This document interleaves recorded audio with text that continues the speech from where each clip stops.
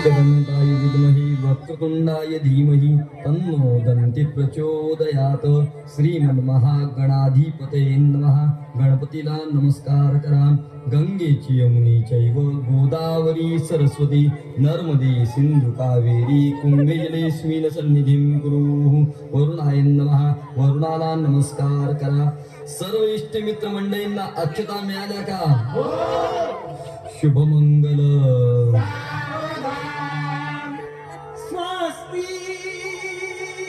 Shri गणनायकं गजमुखं